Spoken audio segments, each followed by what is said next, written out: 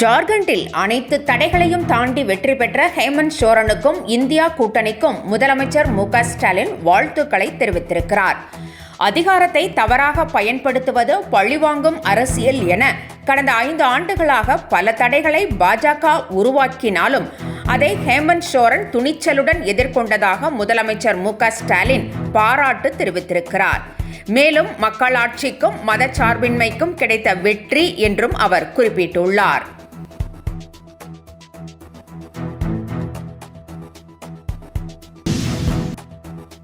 கடந்த 3 ஆண்டுகளில் தமிழ்நாட்டில் 8682 புதிய பேருந்துகள் பயன்பாட்டுக்கு வந்திருப்பதாக தமிழக அரசு தெரிவித்திருக்கிறது.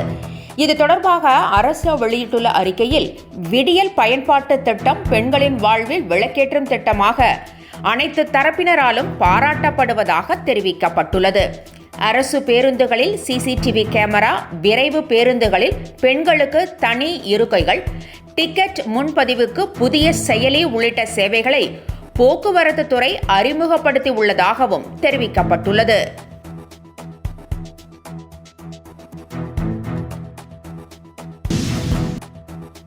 பாஜக ஒருங்கிணைப்பு குழு தலைவர் ஹெச். ராஜா மீது 4 பிரிவுகளில் விமான நிலைய போலீசார் வழக்கு பதிவு செய்துள்ளனர்.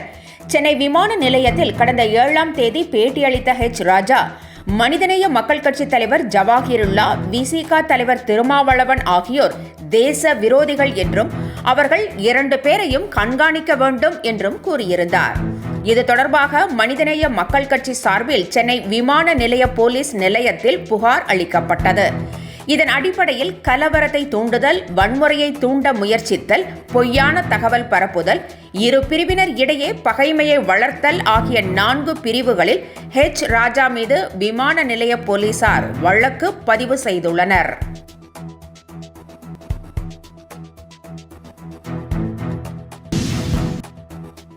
குரூப் 1, 1B முதன்மை தேர்வு கருப்பு மை பேனாவை கொண்டு மட்டுமே எழுத வேண்டும் என்றும் மற்ற மையை பயன்படுத்தினால் அது செல்லத்தக்கதாகாது என்றும் தமிழ்நாடு அரசு பணியாளர் தேர்வாணையம் தெரிவித்திருக்கிறது. தேர்வர்கள் கையொப்பம் இடுதல், விடை எழுதுதல், படம் வரைதல் உள்ளிட்ட அனைத்திற்கும் ஒரே வகையான கருப்பு மை பேனாவை பயன்படுத்த வேண்டும் என தமிழ்நாடு அரசு பணியாளர்கள் தேர்வாணைய மையம் எக்ஸ் தளத்தில் பதிவிட்டுள்ளது.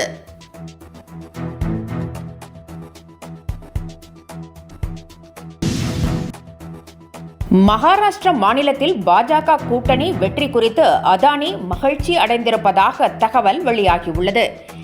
ஏனென்றால் மும்பையில் தமிழர்கள் வசிக்கும் தாராவியில் 25,138 கோடி ரூபாயில் அதானி குழுமம் மேம்பாட்டு திட்டத்தை மேற்கொள்ள உள்ளதாக தகவல் வெளியாகியிருந்தது. ஆட்சிக்கு வந்தால் இத்திட்டத்திற்கு மூடவிழா செய்து நிலங்களை பிடுங்கி ஏழை மக்களுக்கு கொடுப்போம் என காங்கிரஸ் கூட்டணி தெரிவித்திருந்தது. ஆனால் தற்போது பாஜக கூட்டணி மீண்டும் ஆட்சியை பிடித்திருப்பதால் தாராவி மேம்பாட்டு திட்டம் கையை விட்டு போகாது என அதானி பெருமூச்சு விட்டுள்ளாராம்.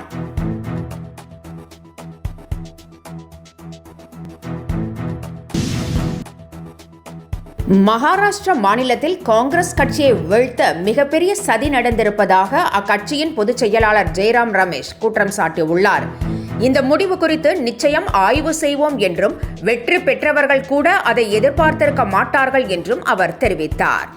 மகாராஷ்டிரா மாநிலத்தில் விவசாயிகள் கோபமாக இருக்கிறார்கள், உழைக்கும் மக்கள் அரசுக்கு எதிராக இருக்கிறார்கள்.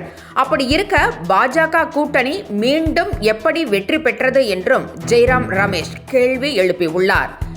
முன்னதாக மகாராஷ்டிரா தேர்தல் முடிவு குறித்து கருத்து தெரிவித்த ராகுல் காந்தி, இந்த முடிவு எதிர்பாராதது என குறிப்பிட்டுள்ளார். அதேவேளையில் இந்தியா கூட்டணிக்கு மிகப்பெரிய வெற்றியை வழங்கிய ஜார்க்கண்ட் மக்களுக்கு அவர் மனமார்ந்த நன்றி தெரிவித்து எக்ஸ் தளத்தில் பதிவிட்டுள்ளார்.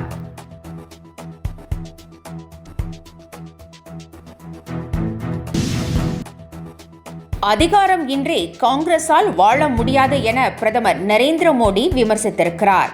டெல்லியில் உள்ள பாஜக தலைமையகத்தில் நடைபெற்ற நிகழ்ச்சியில் பேசிய பிரதமர், தேர்தலில் வெற்றி பெறுவதற்கு காங்கிரஸ் எதையும் செய்யும் என குற்றம் சாட்டினார். காங்கிரசின் நகர்ப்புற நக்சல்வாதம் தற்போது இந்தியாவுக்கு சவாலாக உருவெடுத்திருப்பதாகவும், நகர்ப்புற நக்சல்வாதத்தை கட்டுப்படுத்தும் ரிமோட் வெளிநாட்டில் இருப்பதாகவும் பிரதமர் நரேந்திர மோடி குறிப்பிட்டார்.